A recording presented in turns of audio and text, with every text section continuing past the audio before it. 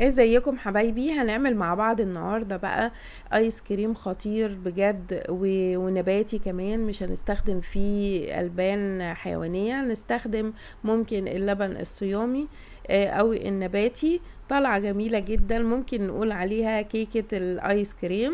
هنستخدم فيها البسكوت، طالعه حلوه قوي.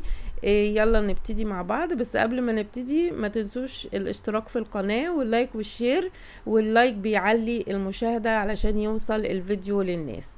يلا نشوف الطريقة مع بعض. اول حاجة هستخدم كوباية من الكريم شانتيه، هحط عليها نص كوباية باردة من المية. واهم حاجة ان انا ما ازودش هنا المية، حطيت نص بس لاني هزود البيوريه بتاع الفاكهة، بيبقى فيها نسبة مية عشان نسبة التلج ما تزيدش في الايس كريم ويعمل بلورات تلج. هنا استخدمت بقى اللبن المكثف النباتي، ولو انتوا حابين تعرفوا الطريقة ابعتولي في الكومنتات عايزين طريقة اللبن المكثف النباتي وانا اعملها لكم. سهلة خالص. حطيت نص كوباية وضربتها برضو مع الكريم شانتيه، ممكن نضرب بمضرب يدوي او كهرباء. قسمت الخليط هنا لجزئين، جزء حطيت عليه حوالي كوباية الا ربع من بيوريه الفراولة وضربته حلو، وهحط عليه نقطة واحدة بس من اللون الاحمر، وكمان نص كوباية او كوباية الا ربع برضو من بيوريه المانجا. انا حطيت هنا شوية وبعدين رجعت كملت حبة كمان عشان طعم المانجا يبان فيه، وحطيت برضو نقطة واحدة من اللون الاصفر اللي هو لون صناعي بس خاص بالاكل يعني مش مضر.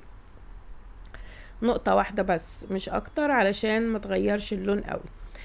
بعد كده بقى بضيف عندي هنا حوالي 6 من البسكوت، مش بكتر بسكوت قوي.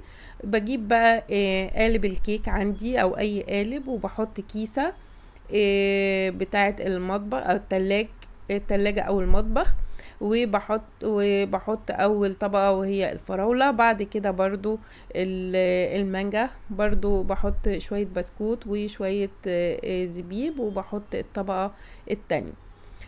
حبيت ازود طبقة تالتة وهي طبقة النسكافيه. حطيت نص كوباية من الكريم شانتيه وربع بس صغير من المية الساقعة. كمان زودت عندي صوص النسكافيه. برضو لو حابين تعرفوا الصوص النسكافيه بيتعمل ازاي، سهل خالص. بدل ما احط النسكافيه كده اللي هو البودر، انا عملته صوص وزودته.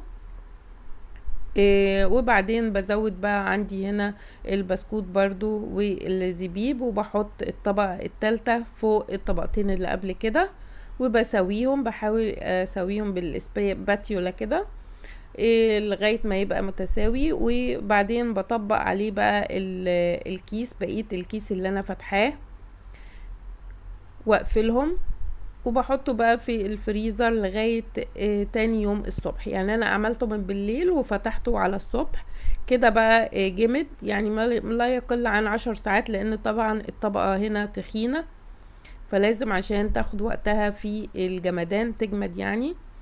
طبعا بسيبها شوية، يعني المفروض ان انا ما اقطعهاش على طول. حطيت هنا بقى صوص فراولة، ده صوص فراولة جاهز بعمل بيه اشكال كده.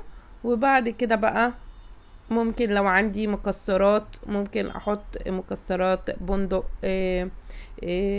لوز زبيب، بمجرد ان احنا بنشكله طبعا وبيديله طعم وقيمة غذائية. طالع جميل خالص. ما تنسوش بقى اللايك والشير وسبسكرايب وتفعيل زر الجرس عشان يوصلكم كل جديد. باي باي.